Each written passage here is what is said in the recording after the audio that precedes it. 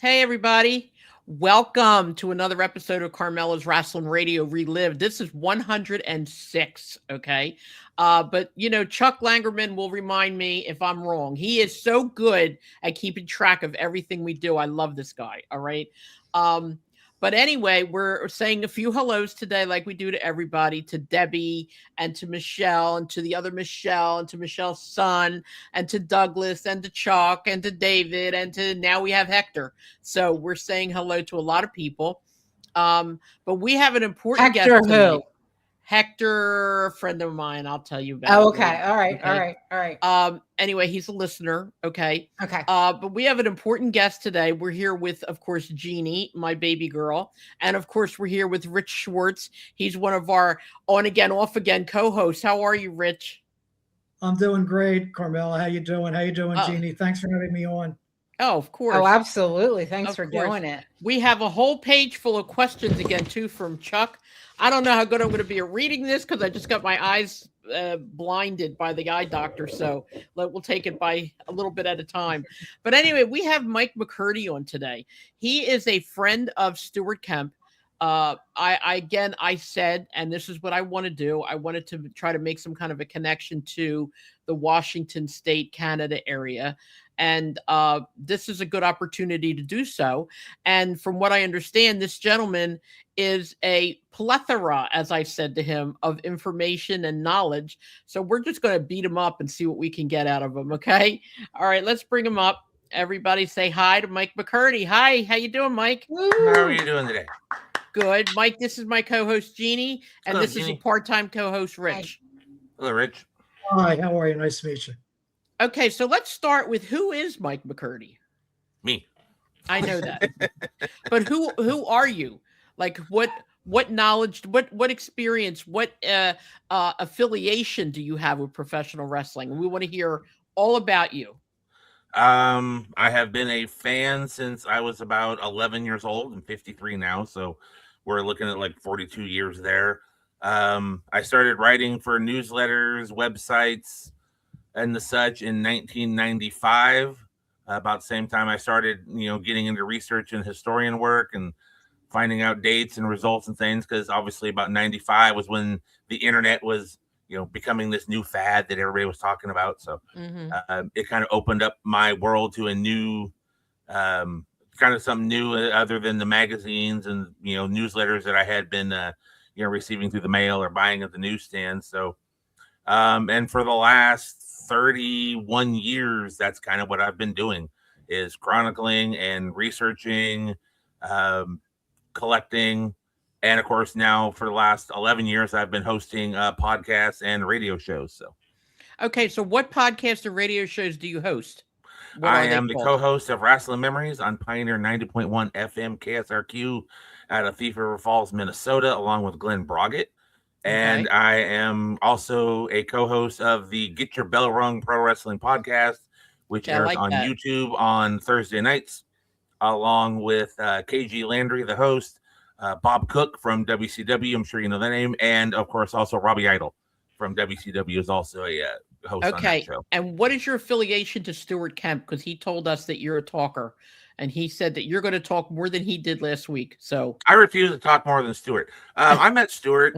I used to live in California, and me and my friend Joe Souza used to go to shows up in the Portland, Oregon area, and I met Stuart through that. So I met him through going to the shows and all that stuff. And now, as he said last week, let the cat out of the bag, I'm helping work on his book, his autobiography. Awesome. All right. Now, we have some questions. We have a fan, a listener who, God bless him, does a ton of research, all the time. Curious what they found. And he has questions. His name is Chuck, and I wrote them down. But like I said before, you got to bear with me a little bit. My eyes are a little blurry still. Oh, no problem. Eye doctor. Okay. He says, Michael, my first question is a two-parter.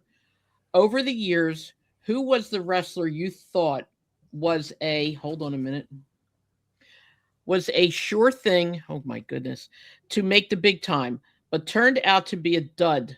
And then we'll go to the second part. Oh Lord. Honestly,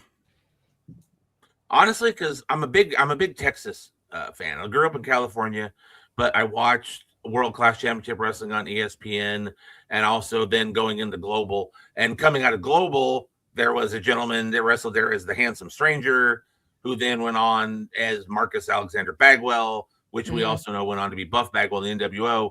And I liked him from the beginning. He was one of those guys, and I don't think he reached the level he could have. Right. He never, with the WCW ending, he got picked up by WWE, but we all know that was a disaster in the making right there with that match he had against Booker on Monday Night Raw. But Buff Bagwell's kind of one for me. Okay, so you thought that he was going to be great and he turned out to be a dud? Is that how you feel about that? I think Buff Bagwell could have been far better than achieved more than what he did. I'm not saying he was a dud per se, but he could have done a lot more than where he went. I think he kind of got the short end of the stick after the WCW acquisition. I think we might have seen him in WWE and possibly as a world champion. I mean, he was talented. I think personally, my opinion, that whole gimmick, I think, had a lot to do with it. The handsome stuff, the top hat, all that. I don't think that worked well for him. That was Buff Bagwell. That was Buff the stuff, and that was just kind of part of that gimmick. Handsome Stranger was what he did in Global Wrestling Federation. Right. He came out wearing like a Zorro type mask and all that. Yeah, I don't know. I don't think it was so cool. Go ahead, Rich. Yes, a quick question, Mike, regarding Bagwell. What did you think about him in his time in the NWO? Well, that's when he became Buff Bagwell, and I think that kind of gave him more of a character because as Marcus Alexander Bagwell, he was, kind of the pretty boy, the baby face. He was in all the tag teams, Stars and Stripes, and teaming with Too Cold Scorpio. I actually think NWO gave him more of a character because that was when Buff Bagwell came out. And honestly, out of all of it, Buff Bagwell's kind of the character that I liked. Yeah, I agree with that part. I think that was a better character. Okay, part 2. Let me see. The second part is who was the wrestler that you thought was horrible, but, oh God, but yet somehow managed to get over and put asses in the seats? Oh. Honestly, I don't like questions like this because I never got in the ring. I never wrestled. I never did any of that. I was an outside the guy. I'm the guy who, chronicles everything. I'm the guy who knows, this debut or when this happened, these dates and things like that. So I feel bad criticizing a talent because I don't know how to do it. I'm not going to go up to somebody who, knows archery and all that and say, God, you suck at shooting an arrow. I'm not going to do that. That's not my thing. Okay. So okay, you don't have to answer it if you don't want to.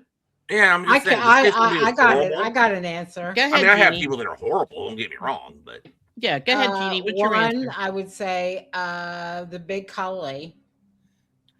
The Great Khali. Okay. Oh good God! I knew the man who trained the Great Khali. I met him. Yeah, who was that? Khali when he was trained at APW by a guy named Roland Alexander, and when he was wrestling with Dilip Singh, and so that was where he got his training. I actually met him when he was training. And I was given one of his, I still have it. I was given one of his promo packages, which has promo photo, his resume, and a audition tape. Cool. Very cool. And a lot of my criticism is whether it's fair or unfair, but you go to WWE and they don't want you to be great. They want you to wrestle their way. And not that they don't want you to be great, but they're more interested in the money aspect of it, of putting asses in seats. And it's time and time again that, okay, no, you have to wrestle WWE way. So he very well could have been good as a wrestler, but he wasn't allowed to wrestle that way. He had to be a freak. Stiff. Yeah. It's like the same thing with Omos. An attraction. Yeah, exactly. Like Omos was the same thing. I'm scared to death, to be honest with you, that they're going to do it with Obafemi. I adore that man. Okay. And I have a feeling that because he is so amazing and so wonderful, they're going to just cut him down. And I hate to see that happen. Yeah. But anyway, I disagree with you on that. Okay, go ahead. Because Obafemi is, and I've said this on our podcast, Obafemi is one of those once in a lifetime type of guys. He is. There I has agree. been nobody like Obafemi that I've seen in watching wrestling for. Obafemi just has something. He has that it factor. He has a lot. Yeah. But the And problem but is you the got to look past the rumors. body, though. Right, but the rumors are that he's going to fight Lesnar at WrestleMania. Now, two things are going to happen. One is they're going to let him go, and he's going to decimate Lesnar, which I know he can. Or two, it's either going to be outside interference or something stupid's going to happen, and Lesnar's going to beat him, and that'll really make me angry. I don't like that. I think they should promote him as the talent that he is, and it's an amazing talent that he is. There's two options they're talking about with him for WrestleMania.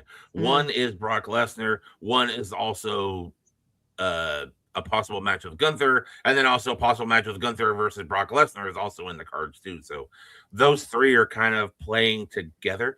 I don't think a loss to Brock Lesnar would hurt him though, because it's Brock Lesnar. If he goes one-on-one and he actually, has his Mania moment and he stands his ground and it's a good show, I think he can come out of it just fine. I mean, a lot of people have lost to Lesnar and moved on, and I know, but Lesnar, especially now with the lawsuit and everything that's going on, I have a different flavor in my mouth. I never really cared about him anyway, but now it's even worse. And I think a lot of the fans feel that way too. But I think to put somebody like Lesnar over now would not be a good idea. But again, it's not my decision to make, which brings me to the next question that Chuck had.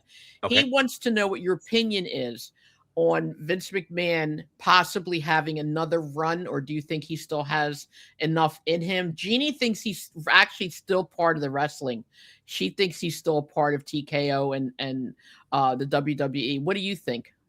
I can almost 100% say he is not a part of TKO and WWE. And part of that is because of this lawsuit, because as soon as that thing hit, they distanced themselves from him as far as they possibly could.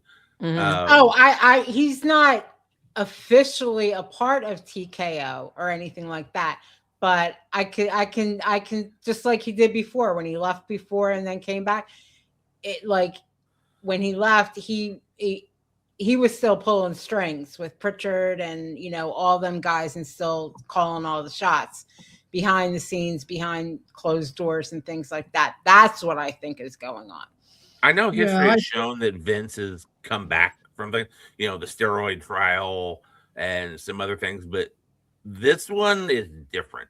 And I think this one's really kind of tarnished, because that lawsuit, and I have a funny story about that lawsuit, unfortunately. Go ahead. What is it?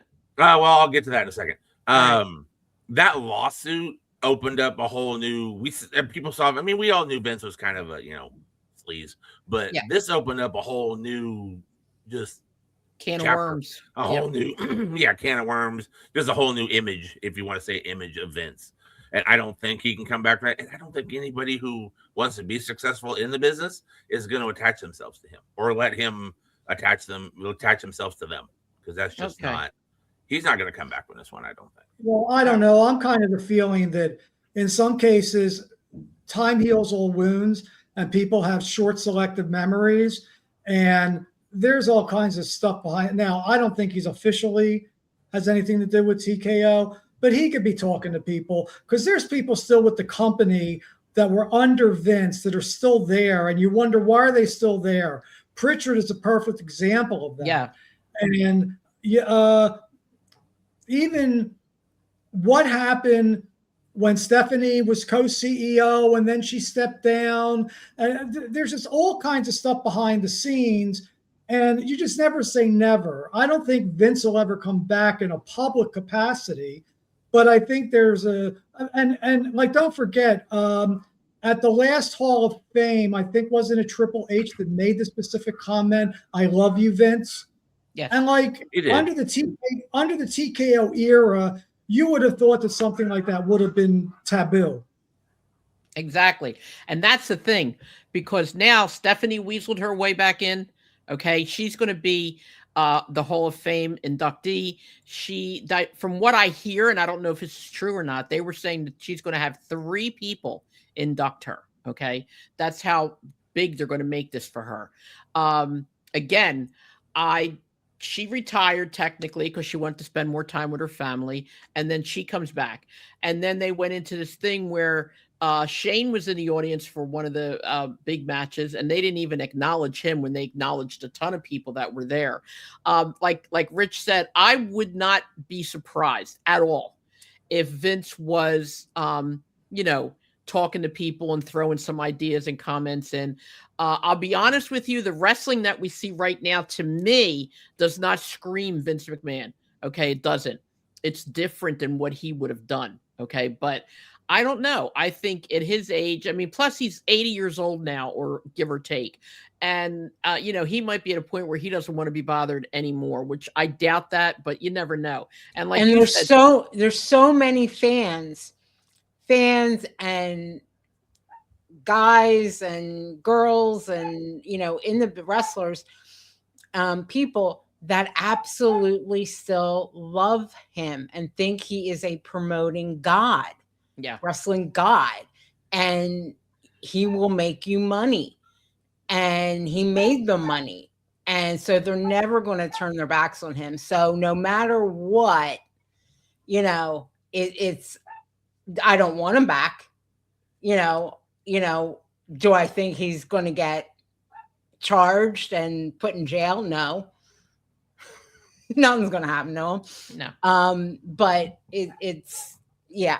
He's just there's so many people that absolutely adore that man. So, and here's the thing that I'm thinking. Okay, this always brings me back to this. Gets on my nerves when a man cheats on his wife. Okay, what does the wife do? She goes after the woman, not the man who did the cheating. She goes after the woman. She still loves that man. Just like with Vince, no matter what he did, like Jeannie said, there are fans and wrestlers who will never turn their backs on him. No matter what he did, even the comments are almost always against the person that has the lawsuit rather than what he may or may have not have done. And Michael, you're right with what you said with this particular lawsuit, with everything that's in it. It's a whole different ball game now, rather than a harassment or a sexual abuse lawsuit. This is takes it a step further. So I don't know. I don't know if he, what is going on with him. I even thought that him and Linda were divorced, but apparently they're not. They're just not living together. That was a shock to me. I thought that's a whole weird situation there. Yeah, they each have that's a whole different ball game there. All right, we have one more question. Chuck wanted to know, with a lot of the more foreign wrestlers coming into this country, and the little English that they speak, do you think it would be more difficult for spots to be how would they do that? To show them spots or tell them what to do or to discuss the matches. Do you think they would hire somebody who speaks all these different languages, or just kind of, I don't know, play it by ear? I don't know. That's something he wanted to ask. He wants your opinion on how are the spots called between the wrestlers when somebody doesn't speak English? Once again, I've never been in the ring, so I wouldn't be able to be an expert on that one. But I would think, just because it's wrestling, they've got to have some English, at least enough to call a spot or to understand a spot. Mm-hmm. And I think if, depending on who they're working with, because we see guys like that, Shinsuke exactly. And Okada and Takeshita and all these guys, English is limited, they're more Japanese, but they're very fluent in the ring. Their spots are amazing. So obviously there's some sort of connection, some sort of way to communicate in that ring that they're able to do. It might be a little different than obviously just calling a spot like you would against two American guys or some, or two guys that speak English. But obviously there's got to be some, because one, it's been happening for decades. So I would think it's just it's a communication thing, and they just learn to work with it. And there's a lot of people in the back, guys and girls. First person that came to mind is Asuka. She can speak some English, and you can kind of understand what she's saying. But if there's anybody Japanese that can't, doesn't have it, I'm sure they help in the translation of calling this. You know what I mean? In the back, not. Oh, I'm sure it's but, the guys go over to Japan from America, whatever. Yeah. You know, they have sponsors over there that help them, you know, get around and take them out to the restaurants and take on so that they Yeah. can get by. Translators and Obviously, yeah. they're, you know, you're not going to go over to Japan as a wrestler and all of a sudden be able to speak Japanese. They Right. have, you know, sponsors that are over there with them that take them around and, you know, all that. Okay. So I'm sure it's kind of possibly the same here. I wouldn't see why it wouldn't be. All right, let me get your take on AEW versus WWE. Yeah. Wow. Either you like WWE or you love a WWE or you love AEW. The internet wrestling community is insane in their arguments and their debates over this. I watch anything. I'll watch all of it. WWE, AEW, TNA, you know, independence. I can go onto YouTube and watch Chicago Wrestling Club from the 1950s for an hour. I like to watch wrestling. That's my thing. Right. I've always loved wrestling. But the WWE, AEW debate in the internet wrestling community is just absolutely insane. You know, something happens in AEW. Oh, they'd never do that in the WWE and this and that. And I'm like, okay. And then something happens in WWE and, oh, they stole that from AEW. This is this and this. They're afraid of AEW. TKO is not afraid of AEW. And AEW, in my opinion, is not major competition for WWE. You know, Okay, they're so the second most popular group, but direct competition, no, because and I've said this and people have argued with me, obviously. WWE is embarking on a global era of professional wrestling. We're seeing a whole new era of professional wrestling, and it's a global era where they're going to, you know, France and Australia and Germany, and they're all over. It's not just, you know, oh, we're going on an overseas tour. No, they're taking over. It's becoming a global phenomenon. We're in a global era. It's a new era of wrestling, in my opinion. AEW is not at that level. Yes, they're going to be in Australia this weekend. Yes, they're going to Wembley next summer for All In. But England and Australia is about what they've done. They haven't really gotten into Japan except for the occasional New Japan tie-in with their Forbidden Door. There hasn't been, you know, France. There hasn't been Germany. There hasn't been, you know, they're not in Saudi Arabia. You know, nobody's building an arena for AEW over in Saudi Arabia.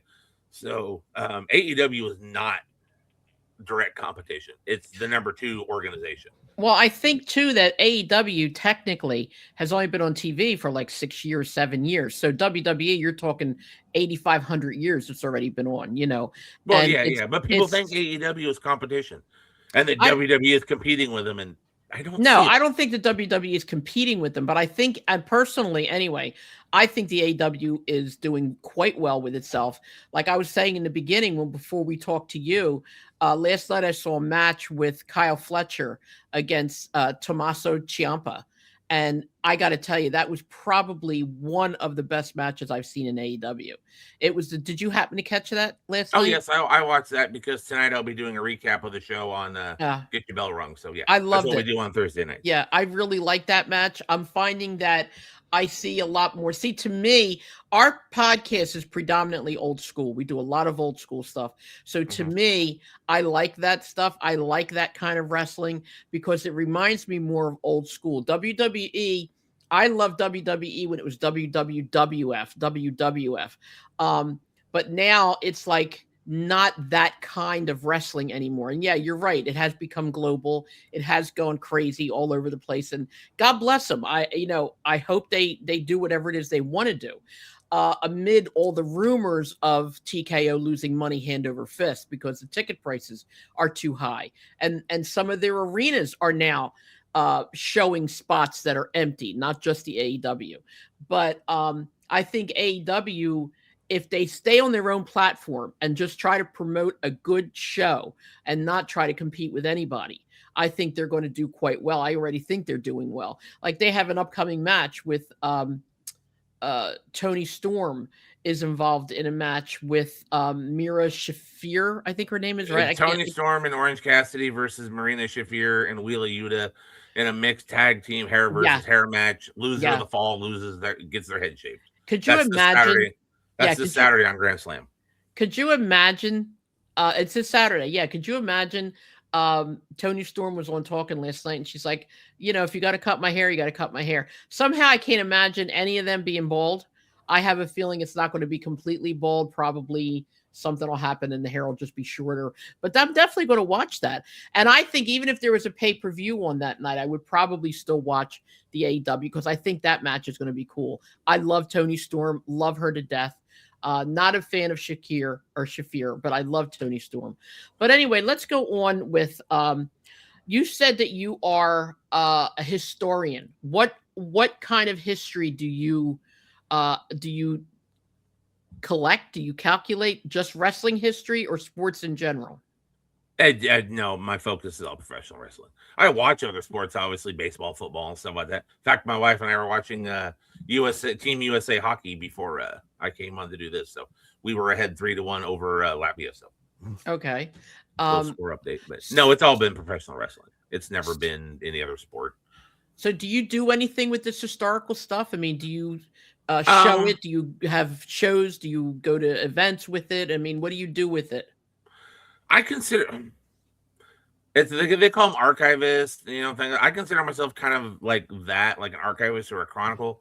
I'll collect match results. I have files upon files. I have multiple external hard drives that have just match results. When there's like an article, like recently they did a few months last year, they had an article on Eddie Kingston from the ring, and I'll collect that and I'll piece that together because, in my opinion, 20 years down the road, when somebody's like, "Oh, this wrestler Eddie Kingston, oh here, let me find that file. Here, take a look at this." And but that's what I'm saying. Do you have it somewhere where people can find it? Yeah, it's all digitized. I have it on like hard drives. I have like probably 10, 12 hard drives that are just different. But I mean, do you have any of it published? Anything out for people to just type it in and say, Mike McCurdy, I want to know about, this person or that person. And like, have you have I specifically myself written anything? No. Have you taken your historical facts, what you collect and everything on your discs and on your hard drives?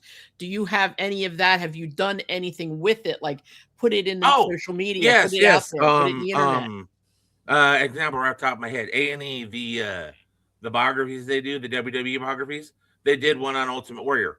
One of the guys that was the talking head in the Ultimate Warrior doc had a page called the ultimatewarriorbio.com. And I gave him information for his Texas run when he was here as the Dingo Warrior. I had that collected.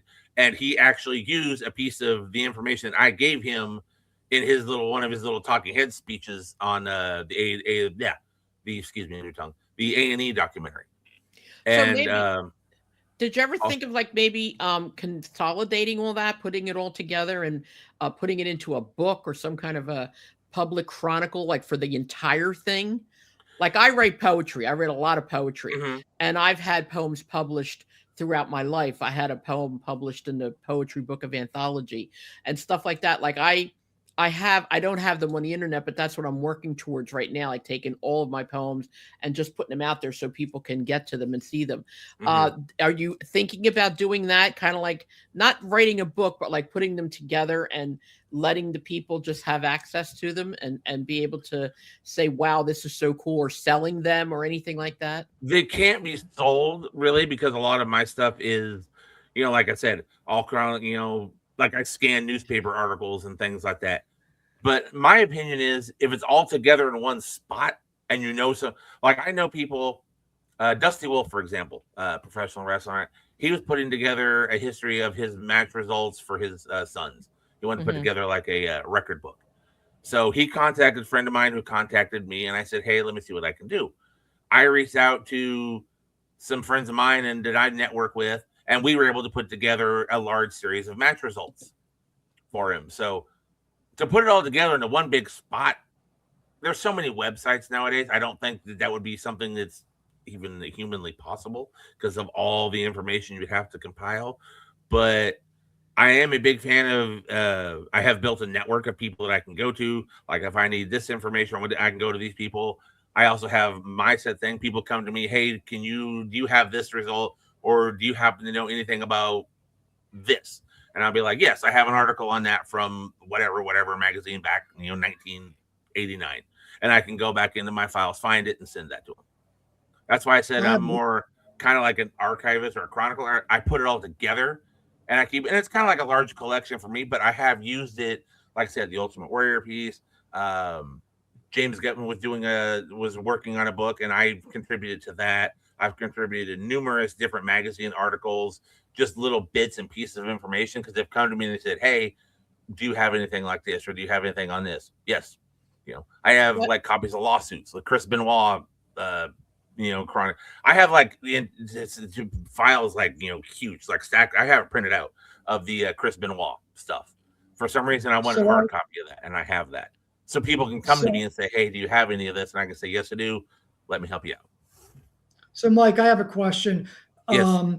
How far back does your history go? Because, like, I grew up, my love for wrestling started in the mid 1960s, and the three of us grew up on WWF. And I'm just curious as to how far back, you call yourself a historian. So how far back does your historical, not just information, but knowledge go back? And are there any specific territories that you focused on as far back as you went? Or did you just kind of cover all of them? Because, don't forget, back then, wrestling was all regionalized. There was no such national phenomenon until the 80s. So I'm just kind of curious as to how far back your historical knowledge and information goes, as far as what you know, as well as what you collect. You mentioned the 80s. Obviously, I was born in 1972. 1983, 84 was kind of when I got started watching wrestling as a kid. So, kind of when Hulkamania was born and all that, that's when my interest in wrestling started.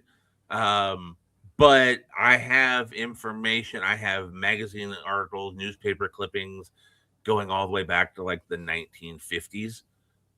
Because it's just something I like to do, is just sit on the internet and just scour newspapers.com. I go to the death sites where they have like the people's obituaries and grave sites. I go to that. I collect all this. 80s and on from there is like where I started. I do have a lot of information though, 70s, 60s. Like I said, I watched Chicago wrestling cover the 1950s. So I have some information on that. I'm always scouring for information.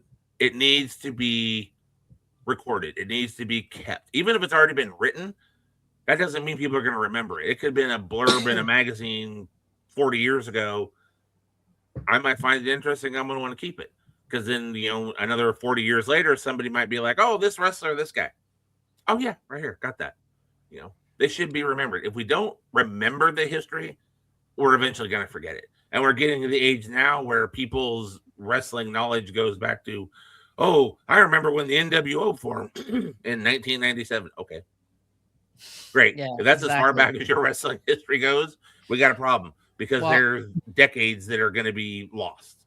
Well, I'd say right now, between the three of us, Jeannie and Rich and myself, with all of our actual personal history, we have like over 100 years of history. I go back 62 years, to the wrestling that I've actually experienced. So, I agree with you on that part, that people today, and again, that's why our podcast is, kind of caters to older school, because today people don't get it. They just don't understand what wrestling used to be like and what had to happen for wrestling to be where it is today. So this is just basically for you, and I get that now. But I wanted to ask you real quick, where did the Grizzled Vet come from? The Grizzled Vet came on to, I started hosting Wrestling Memories with Glenn Broggett in 2018. My first show was into January of 2018. And Texas winters are lovely because there's like 3 or 4 weeks of time where it's just, in the 20s and the 30s. It's freezing. I had a cold. It was cold that day. We had to do an interview with Al Burke, Mr. Outrageous. I don't know if you know who that gentleman is, but he wrestled in California. He wrestled for the UWF, but he was our guest that day. And we did the interview, and my voice was shot. This is the first show I was going to do, and it came out. I was talking like this. Voice was gone. Yeah. During the interview, Al said, "Oh, Michael over here sounded like the old grizzled vets in the locker room, Oh, my drinking whiskey and God. smoking cigars before their shows," and we all kind of laughed about it. Right. Well, a week later, I'm recording my next episode with Glenn, and he's on there, oh, and deep in the heart of Texas, my co-host, the grizzled vet, Mike McCurdy, and I went, "What? Okay." And I just kind of played with it. And then over the last few years, and I think when I started doing another show that I don't do anymore called Offshoots TV, we all kind of had our character. The main guy, my buddy Trey, he called himself the Podfather. I kind of stuck with the Grizzled Vet. And when pandemic hit, Grizzled Vet kind of became a character for me to escape from being isolated at home due to this disease. Because I knew doing these shows at that time, I was entertaining people. I was giving them an hour of radio to listen to take their minds off of stuff. And to take my mind off of it, I kind of really got into the Grizzled Vet name. And it kind of became a character, or my gimmick. And that's where that's come from. To the point now where my wife will, she's out in the living room right now, and she'll hear me like talking before the show. And then when the show starts, and she can hear, she says she'll hear a total 180 in between, the difference. Because she says that when I start doing the Grizzled Vet, it's a different, different voice, different, tone. I carry myself a little differently, so like that. But that's kind of where the Grizzled Vets come from. I've got a Facebook page that I'm just now getting started. I have stickers. I have merch. Okay. But yeah, that's kind of where the Grizzled Vet thing came from. It was just kind of a nickname that I got. And then when pandemic started going and all that, it kind of allowed me an escape. I got to be the Grizzled Vet for an hour or two while I did Wrestling Memories and while I did Offshoots TV. I didn't have to be the guy that was worried about catching COVID because I worked out in the public at a grocery store and was basically right out there with what they call the front line. Yeah. It was an escape, and now it's just become another part of my personality.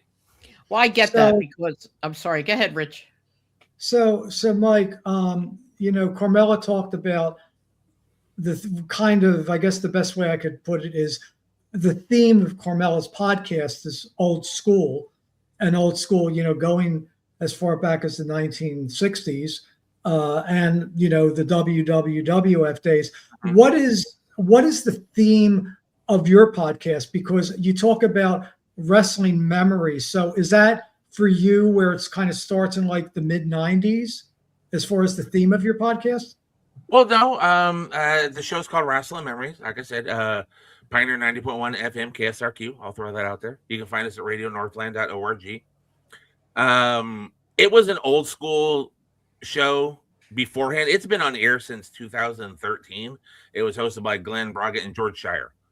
And it focused more on old school wrestling in the territory because that's what George Shire was known for, and Minnesota historian and all that. And then I came in 2018, and we kind of changed it up a little bit, where we were starting to talk to like independent wrestlers and up and coming guys, but we still do, interviews with authors who wrote books, books on Adrian Adonis. We had Stephen Verrier who wrote the book on I'm totally drawing a blank on his name right now, but he's written a book on a certain guy. And if they write a book about it, we'll bring an author on. We love talking books. Ian Douglas is an author that we speak to, and he just released a book called Highland Games and Hippodromes and Highland Games, which is the Scottish influence on professional wrestling. Very interesting topic. He also wrote a book. It's called The Decided Novelty, which is on Black professional wrestling from the 1940s up to 1965. And we interviewed him because I love talking about that. So Wrestling Memories, we talk about a little bit of everything. We might interview somebody who's been on AEW a few times, and then we're going to interview somebody who just wrote a book about, Gene Kiniski, just for an example. We kind of go back and forth because Glenn's like me. We like watching wrestling. We're both the same age, so obviously the 80s was our thing. But we know enough of the history, and we're interested enough in the history that we'll bring on anyone that wants to come on and promote a project or do something like that because it's just what we love to do. Cool. Now, let me ask you, you said you're going to help Stuart write his book. What is it exactly that your part is in helping him write his book? What are you doing? Are you collecting all the history that is involved in his life as well? No. Funny Okay. story about this one. With my radio show, my podcast, everything I've done, I've always kind of been the, hey, sure, I'll give it a try. When my first podcast, ISW Radio, the promoter for ISWE out here in Texas was looking for a host. I was living in California, but I messaged him and I said, hey, I've never done a podcast before, but I'll give it a try. I did that for 2.5 years. Mhm. Glenn Braga was looking for a co-host when George Shire stepped down, and I said, hey, sure, I've never done radio before. This could be fun. I'll give it a try. Kind of the same thing. Stuart was looking for someone, to help with a book. And, I have an associate's in English and journalism, henceforth also why I kind of got into writing about wrestling and all that, because I found out I could. He was looking for someone to work and help him with a book. And once again, I could do that. So I messaged him. I said, because we knew each other. I said, hey, what are you looking for? And he goes, well, I'm writing the stories. I said, well, tell you what, you write the stories. I'll edit them. I'll make them sound pretty. I'll fluff them up. I'll tell you what we need to fill this. I'll ask you the questions we need, that I think, hey, what about this? What about this? To help you kind of build it up. Hey, great idea. And right now, like you said last week, we're at about 150 pages. Very good. It's all been him writing, and then he sends it to me, and all I do is sit in front of a computer screen. And now I hate to say it, but I use AI. I've learned how to use AI to kind of help with spell checking and things like that. So I go through it, piece it together, then I read it, kind of a semi-edited copy, and then I can ask him questions. Hey, what about this? What about this? Let's fill in this. He'll write that. He sends it to me. He's doing all the writing. I'm just the guy sitting here kind of piecing it together and, making it look good because, like I said, I have that background. I should ask you what you charge. I want to write a book myself. I'm not going to, I'm actually not charging anything. It's just something fun to do. Well, I know. Feel froggy. You can help me write mine too. Hey, you've got my email. You got my phone number. Shoot me a call. I'll talk with you. I'll talk with you for a few minutes and see where we can go. Okay. I have so much. There's so much that I've experienced in wrestling, and it's all been on a personal level. And from what the research that I've done, and I don't know if you can help me out with this, but the research that I've done is like I'm like, am I allowed to say this? Am I allowed to mention a name? Am I allowed to do this? But from what I was told by someone who actually is an editor and who writes books and who charges way too much money, that as long as it's personal experience and as long as you have actually lived it, you can name anybody you want, you can say anybody you want, because as long as it's the truth, it's not liable. Is that correct? Do you know that? Yes, because that's your personal. These are your personal experiences, your personal notes, things like that. You're not creating you're not saying like so Ric Flair did this, because obviously you don't. Now maybe Ric Flair, you did something with Ric Flair. Yeah, yeah. But if you had a personal Ric Flair story, you could tell that's your own personal experience, that's your own personal note. Yes, because that's what basically an autobiography is. You're telling your story. I'm kind of working on one of my own where I'm telling like stories of experiences I've had over, 31 years, because I've had some fun times, but they're my stories. So somebody might say, they might argue and say, well, that didn't happen, but well, it did. And, I can write about it. So yes, as long as it's personal. Well, that's the thing. That's the thing that had me concerned, which is why I haven't done it yet, because of that exact thing. Like somebody, coming up, like let's say as an example, when I was 6 years old, I was at the arena at Philadelphia. And my mom and dad were heavily involved in wrestling as well, involved in the regard of being friends, not actually doing anything as far as promotion and stuff like that. But I was always in the back with the wrestlers. Spiro Sarion and I, he was like my uncle. Like he would take me by the hand and he would walk me all over the place and buy me a hot dog or this or that or whatever. And, like a lot of people could be like, well, that never happened. How could you remember something from when you were 6 years old? And how do you know that really happened? But it did happen. I was there. I remember what happened. I remember all the wrestlers being at my house, sleeping overnight, having dinner with us. I remember all the things that we did with wrestlers, all the things that we did for the wrestlers who were starting out many years ago, who were broke and who were, trying to make money and that kind of thing. And I remember like I did and I was in grade school going into high school, and I did an interview with Dean Ho and Tony Garea about wrestling back then and blah blah blah. And a lot of people, are like, get out of here, you're making that up. But I'm not. I'm really not. So I come up with controversy on that a little bit, even when I talk to people about it. So I'm wondering if putting it in a book would actually sell. I mean, I'd love to be able to write something that would sell, but even if it didn't sell, it would be my memoirs. It would be my life, it would be mine. But I would like to sit down and talk to you maybe about that, because I do really want to write a book. I so many people have said to me, you should write a book. And it's not that easy to make the time to actually write a book. No, it's not. I have the problem trying to like write out my stuff too. So, and then try to work on Stuart stuff and also record my shows and all that. I'm a very busy guy sometimes. Yeah, exactly. Well, I have a full-time job, and I have, the podcast, and I have, things that I'm doing besides that. So yeah, it does get difficult. And like I've tried to, like, I'm thinking to myself, when am I going to find the time to write this stuff? And the thing is during the week, like, you get up at 5 o'clock in the morning.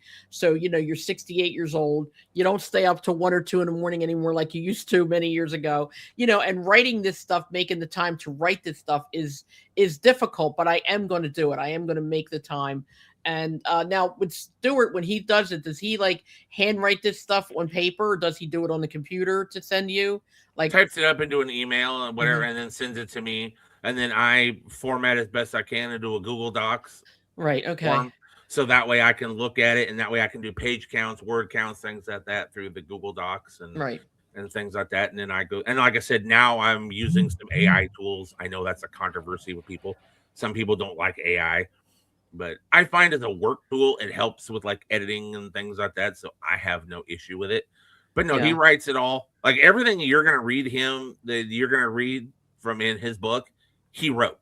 Okay. I might have, moved a word around to or here or there and kind of fixed a sentence. Fixed the ands, ins, or buts. Yeah, right. Fluffed it up a little bit. I might add a couple. But everything he says, they're all his stories. Everything is going to be his stories. How long do you think it'll be before the book is finished? We've been working on this thing for like 3 years now. Okay. We started because it kind of started as a project, but things happen. Like his wife passed away and things like that, and things happened. And you kind of like stop, and you come back to like 6 months later. Oh, I really want to get into it. Okay, and then I had a health issue a couple years ago. In 2004, I was hospitalized with a severe infection. I wasn't doing any wrestling. I just wanted to make sure I came out of the hospital alive. Exactly. Exactly. So things happen. Life happens. You give it. So we've been working on it for a while, but we do have, like I said, about 150 rough pages. Nothing's completely edited. But I'm thinking, well, it's like Joel Goodhart. He had his book. It was, how long did that take? Over 5 years.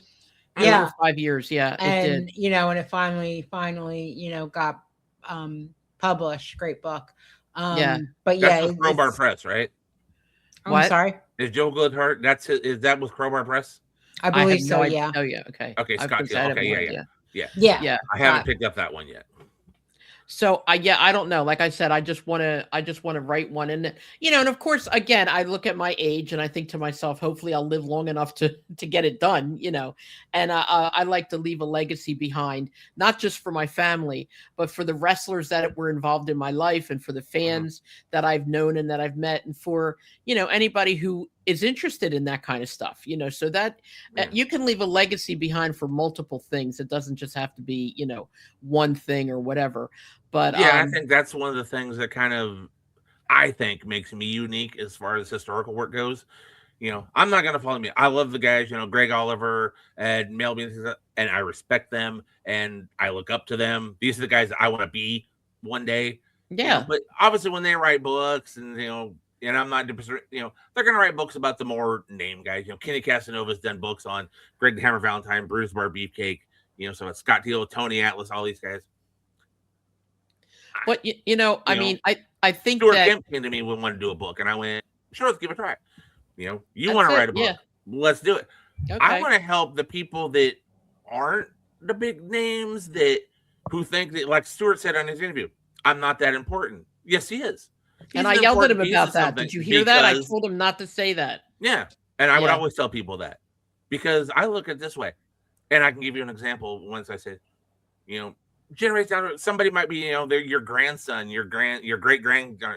Oh, my grandma was this is this, Yeah. here, and there's proof of it. And that's what I want to do. I want to give those kids, those family members, that proof. My wife was in a like one of those Goodwill groups where people post up things they found in Goodwill shops and things like that. And some girl posted that her aunt, I believe it was her great aunt was a professional wrestler, and her name she wrestled was this. I don't have any information on her. Is anybody here into wrestling that might be able to? My wife commented on it and said, my husband might be able to help. Let me talk to him. So she told me, and I'm like, I have no clue who this person. I've never heard this name. Hold on a moment. I reached out to Tom Burke. I don't know if you know who Tom Burke is. I've heard the name. Oh, Tom Burke is an amazing story. And if you want to talk old school, wrestling, get Tom Burke on here as a guest on your show. Okay. All right. Yeah. Tom Burke is freaking amazing. But I reached out to him and I said, hey, this is what she's looking for. Do you have anything on this? He came back to me. He had like some match listings. He had a couple old photos. He scanned them, sent them to me. I sent them to her.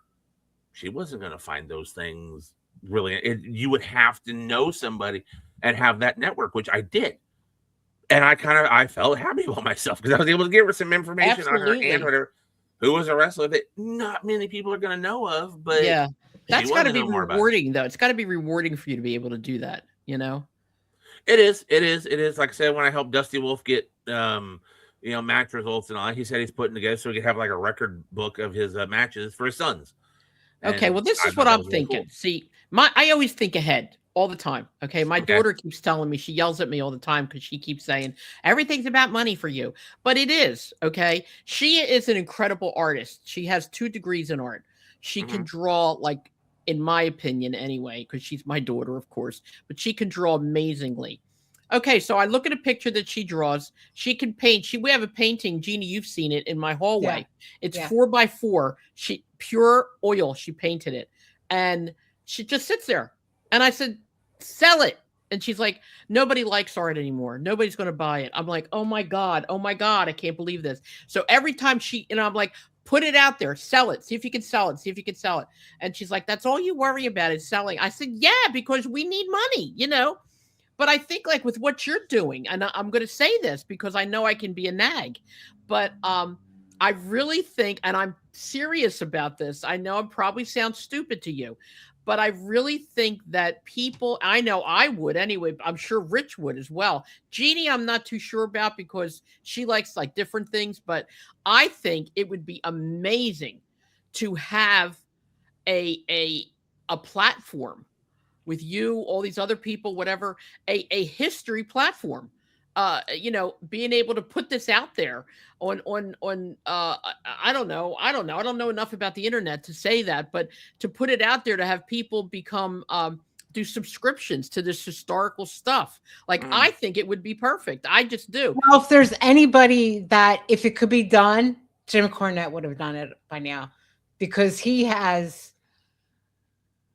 hundreds of thousands of magazines from like the 40s, wrestling magazines and articles and, all kinds of probably, I mean, I don't know, Mike, if your collection is archive is as big as his. But, God, no. Yeah. So if there's anybody that could make money off of it, I mean, it's Jim Cornette. If it could be done. Okay, I don't think it could be done. It can be done. Don't get me wrong. Anything can be done. I think the time and the effort to put it together would be just almost would probably kill me. It is something to look into. But like I said, I have a network of people I can go to, and I kind of like that, of maybe having a network of, you go to here and then that can send you to this person, that person, that person, that person, that person. Something like that would be something that I think would be a little bit more feasible. See, but I think you can go to and you can network with the other people, and kind of like a Yeah, professional wrestling Facebook type things specifically. exactly. And Something I like know that. people have tried this before, and it Yeah. like, oh, for wrestlers and fans only, and then it But just I don't know. Like I said, I mean, I personally would love to be able to open a book or be able to go on the internet and see what happened in the 20s and read it and say, oh my God, there's all, like you said, with that lady and her aunt who was a wrestler. I mean, to be able to go into a book or go into a platform and just look it up and find it, like you said, she would have never been able to find it on her own. And that's sad to me. I think it's important that people, like, if your wife hadn't said anything to you, this poor woman may never have any information on her aunt, or very whatever. true. And Very I true. think that is important. Like with somebody like Jim Cornette, though, Jeannie, I don't know that he even would care to do it. I mean, God bless him. He's probably loaded, number one. Number two, does he have the physical magazines, or does he have them Yeah, put yeah. together If in you Oh, he want, has Jim's a physical media yeah, owner. I've Right, but worked a I couple don't. shows here in Texas with Jim, and I've listened. The thing with Jim though is one, he's getting to that age where he's just ready to retire. That's why he Exactly. only does a podcast. He doesn't do appearances anymore. He wants to Right. stay at, as he calls it, Castle Cornet. That's where he wants to stay. Right. So for him, I think it's kind of a, just a time thing, and it's just not. Yeah. He just released a new book called Heroes and Villains, a great book, by the way, Yeah. which is a collection of some of his writings of, just random people, not just specific group of, but it's just that he wrote, and Yeah. it's a great book. What Brian Last does with Arcadian Vanguard, because he now owns the Wrestling News Archives, he's more doing what you think Jim would be great at, because Brian Last is just as good as Jim could be at this. Yeah, yes. Jim is just at that age where I think it's time he wants to he does his podcast, he stays at Castle Cornet, and it's his, thing. He goes out and does his grocery shopping and goes right back home. Right. Well, that's what I'm saying. And that's okay, because he's done enough. But I'm sorry, Rich, I'll stop in a minute. But I'm just saying that you've already put so much together. He didn't. That's what I'm trying to say. You've already put so much into hard drives and put stuff together and have this and have I'm more that. internet savvy than Jim. Well, yeah, exactly. But that's why I'm thinking, that's why I said that to you. I don't Mhm. think Jim Cornette would ever do that. I understand that he does have a whole lot more. Yeah. But I don't think he would ever want to put it together. But you have started already. So that's why I said that. Go And ahead, I haven't Rich. even scratched the surface of some people. I Like know. I said, Melby, J. Michael Kenyon, guys like that, I idolize them. Steven Johnson, he rescued the Kenyon papers and the Melby papers from the Pro Wrestling Hall of Fame here in Wichita Falls, Texas. They were going to get thrown away when that building was going down. They were in boxes. They would have been thrown away. He drove a moving truck from Texas to Virginia, filled with the boxes of Melby's paperwork, Kenyon's paperwork, and all that would have been trash. Davey we would've O'Hannon did the lost same all that. thing with the Hall of Fame up in New York. They stopped doing it up there, and Davey O'Hannon went up there and took a plethora of things out with them. Yeah. That's the thing. The Pro Wrestling Hall of Fame in Amsterdam, New York, is what got moved to the Big Blue Building in Wichita Falls, Texas. Okay. And then due to management issues and things, I'm not going to get into all that. Okay. It closed down, fell apart. And we were going to lose so much stuff. It wasn't for a woman named Lori Hurst who went in there and found the stuff, got it sent back to the people who have it. Yeah. Like I said, Steven Johnson saved the papers. We would have lost things like, the first draft of Mick Foley's book, Have a Nice Day. It's in the Hall of Fame. We would have lost that. We would have lost all the Kenyon's papers. Well, that's what Davey was telling me. He went up there like Dominic DeNucci's robe and all kinds of things like that. He went up there and got all that stuff out, people owned, that they were just going to throw it away. But anyway, Rich, I'm sorry, you had a question. No, I was just going to say, and this is similar, but on a different note. There are quite a few websites out there on the internet that are statistical wrestling databases. There you go. One is the internet. I think it's called the Internet Wrestling something. I forget what it's called, but like you could go to some websites and it's just amazing. There's like collections of federations, title holders, who beat whom and when, at what date and what year. There's several of them if you really do a lot of like digging and Googling, and especially now with AI, especially with AI, Mike, Yeah. I find myself using AI more and more myself, but you can find a fair amount of wrestling internet sites that, they may not have, let's say, PDF copies of the old wrestling magazines from an archivist standpoint, but they've got statistical information that they've compiled that go back years and years and years. And it's just the amount of time it must have taken to gather all that information to put them all in one place. And there's more than one of them. Yeah, more than one. The one you were talking, Internet Wrestling Database. There's Yes. cagematch.net. There's the Mid-Atlantic Gateway. Kayfabe Memories is still alive. The Kayfabe Memories website is still around with the message boards, and people still post on all those message boards and all that. That's why I said for one site, there's multiple sites you can already go to. Okay. But I'm the guy that goes through all these things where if somebody wants to go, well, I'm looking for this specifically. Hey, Mike. Oh, yeah, I can get that for you because I know where to go. I know who to contact. I may already have it. I'm one of those guys. I'm the guy that kind of you can go to that will chain all that shit together. So, pardon my language. So you don't have to go out and find it yourself. Well, can you find out when my first radio show was on a TV station called WTTM in Trenton in '85? It wasn't a TV station. It was a radio station. Radio station. It was a radio station. I listened to your first episode of your show. 86. I listened to the first episode of your show here on YouTube and all that, where you were kind of telling your background. So right there, I know some of your background already just from listening to that first show. Because I contacted WTTM. I contacted them. I reached out to them. They actually answered me. They said they don't have any history from back then. That's too far away. Too far. It's out there somewhere. It's out there somewhere. I would like and, to. And if you dig and you piece, and once I type in, send me the information you've got, I can start piecing that together and just start Google searching different keywords. Something will connect. I don't have anything. I tried, and they were like, "Forget it, lady." Not going to happen. Give me some basic what you do have, like you said, the station name. Yeah, kind of the year. All right, I'll talk to you. Yeah, when we get off. What I know from me, I listened to your first episode. I can look up keyword because that's what I'll do. I'll start off with one keyword.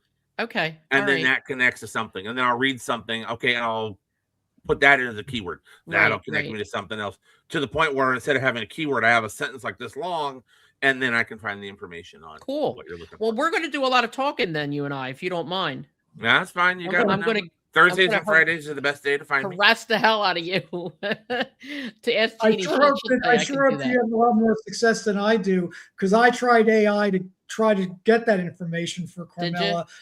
Yeah, because you would ask me at one time. Yeah. And I tried different AI platforms, and it had nothing about the Trenton radio station. But he may know people who may know people who may know people. Oh, yeah, sure. Yeah, I know, because Trenton, that's New Jersey. I have historians who specifically follow New Jersey area wrestling things. So no, I have people I can like reach out to. The thing with AI is current, so it doesn't have a lot of the back history yet. It knows what it knows, and it's basically just an enhanced Google. I still use Google to get my keywords. AI to kind of like, because it'll give me like an encapsulated or whatever, things like that. So I kind of use the balance of the both. My daughter doesn't want me to use AI for anything. She says it's very bad. It burned something. She said, I don't know. People, AI is the devil. It told people to kill themselves. One person actually did. She said and I'm something like, about if you it killed yourself burns because of AI, that's a little bit more that person than something AI. Something about it burned something in the something about water, and there's so much oh God, to run it. I don't know. I don't know 100% what she said. When I get off, she's probably listening, and she's probably going to say, "That's not what I said." But a water, something about water power of some kind. I don't know, and I could be wrong. AI is just basically like an enhanced Google search. I don't know. But there's something about its origination, or how it was put together, or what it takes to run it, or something like that. But I don't want to go into all that because I don't remember. So I'm just going to look stupid no matter what I say. So I'm not going to even do that. Anyways, back to what we were saying. No, you've got my number. Shoot me a text. Absolutely, I will. Texting conversations are far better for me because I can do those while I'm at work or while I'm watching. Same here. Yep, same here. Cool. You want me to call you? Good luck. Well, I'll leave you a lot of messages. Don't worry about it. But listen, Mike, it was so great having you on. Yes. This conversation turned out different than I thought, to be honest with you. I thought it was going to be just a wrestling opinion. I did not realize that you were so knowledgeable about history and about the background of wrestling and about the literature and about how talented you are at everything you're doing. I honestly couldn't find too much about you on the internet, but I had no idea as to what we were going to talk about. So we kind of just flew this by the seat of our pants, and I think it turned out pretty good. I really do. You let us hear a lot, and we learned a lot tonight, and I'm grateful, very grateful to you. And like I said, we will definitely be in touch.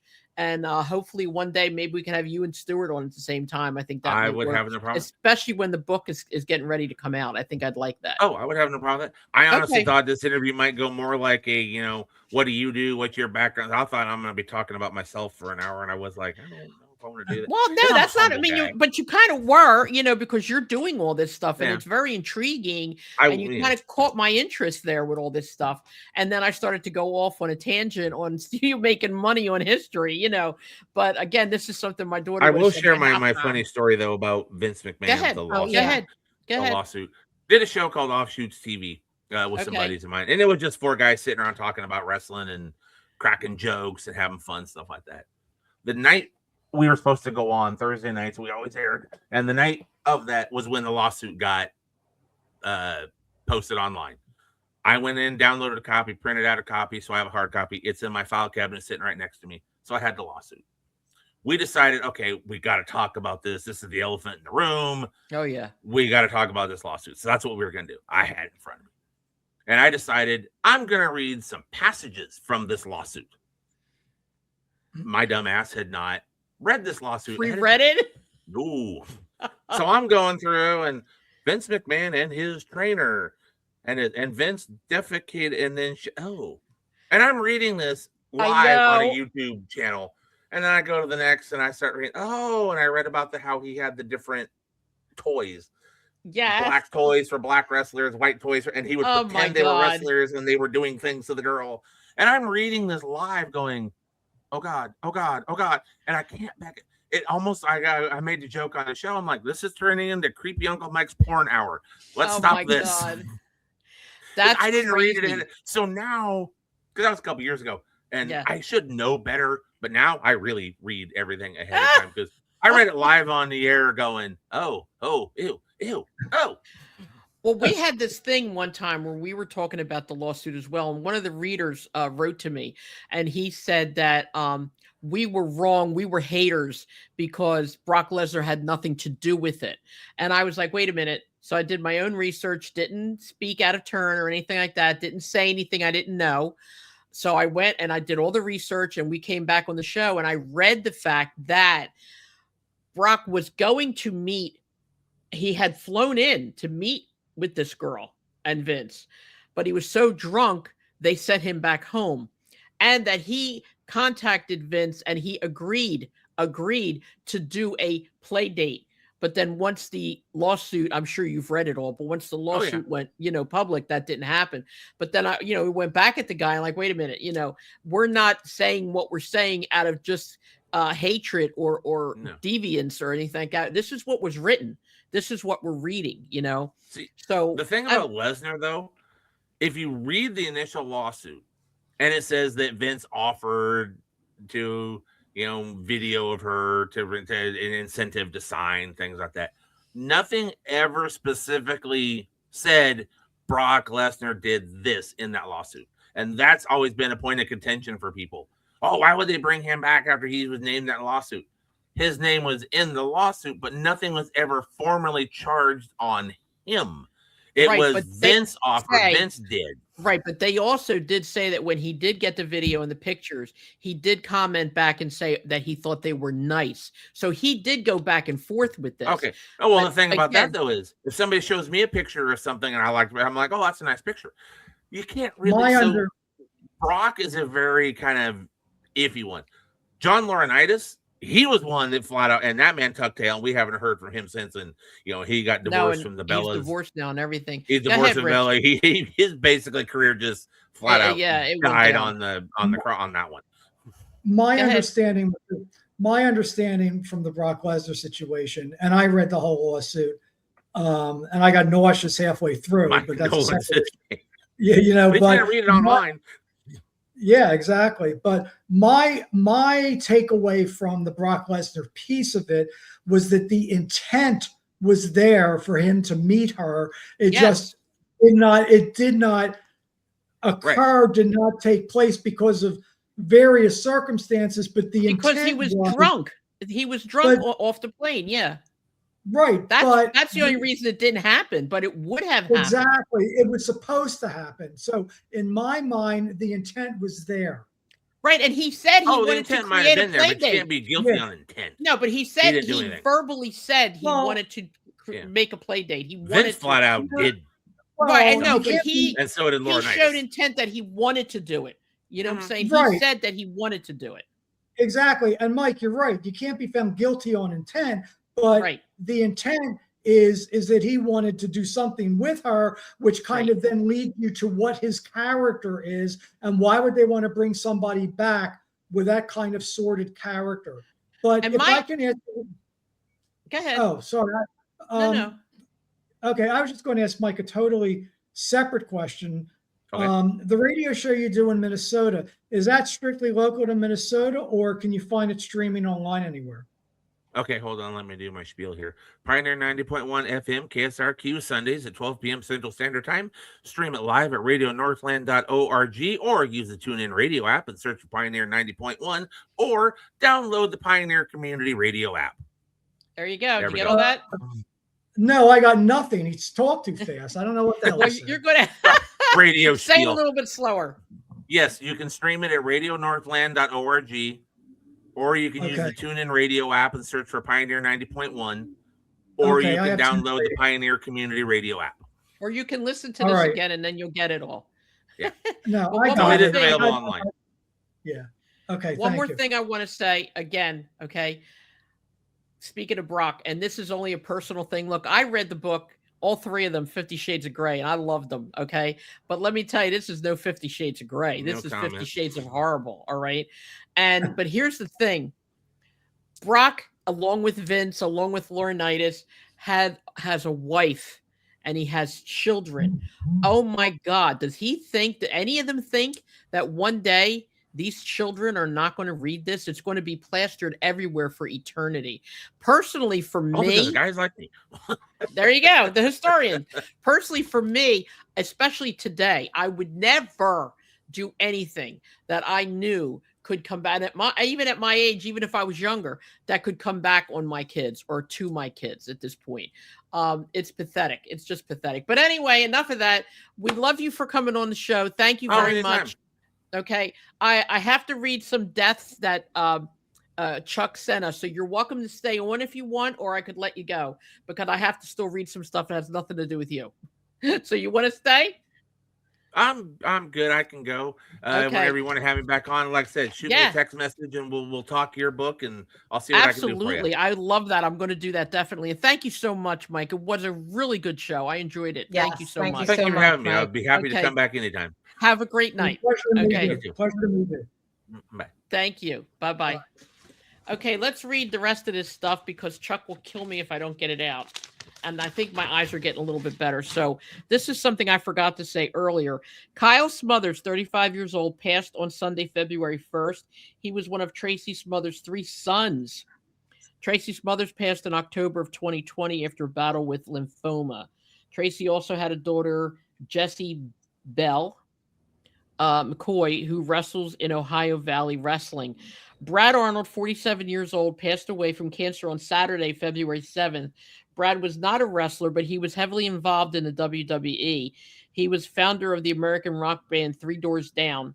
And not to brag, but I researched Brad Arnold's connection to WWE, and your podcast will be the only one in the United States with this tidbit. How about that? Okay. Let me see. a long-standing association with the WWE through their music, being featured as official theme songs for multiple WrestleMania events. How about that?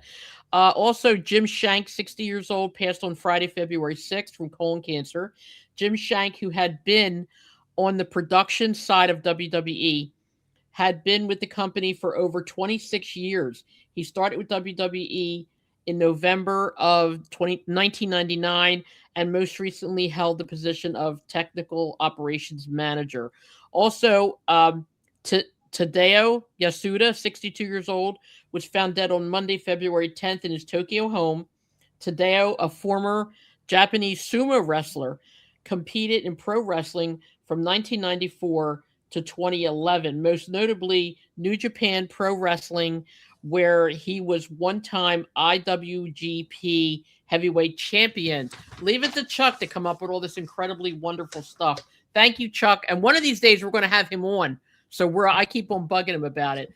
But guys, thank you so much. The show, as always, was very intriguing. It was great. I had a great time. Jeannie, I love you to death. Rich, I love you too. No, you don't love me more. I love you too, Rich. And we're going to do a lot more shows. We're going to do an Andre the Giant tribute, and we're going to do a lot of wrestling updates again. We think we got a lot of good response with that. So we're going to start doing AEW, WWE updates, especially for the upcoming WrestleMania. So I'm going to say goodnight to all of you, and hopefully we will definitely be back next week. Next week, we have Bay Ragney. Yes. I love him. And the week after that, dun, dun, dun, we're going to have our guy who got us into this, Brian Trammell, one of our former fan club people. So I'm so excited. So and then on March 4th, I think it is, we're going to have the redo of Vicky Otis and Susan Green, my buddy Tex. We're going to have them on because the last time Susan Green couldn't come on, and we're going to do a lot of wrestling talk. So we're going to have a lot of wrestling talk in the next few weeks. So everybody, please listen, please subscribe, get your friends to subscribe, and please share the podcast. Okay. Thank you guys. Yeah. Thank you. Have a great night. You okay. too. We're going to be out in a minute.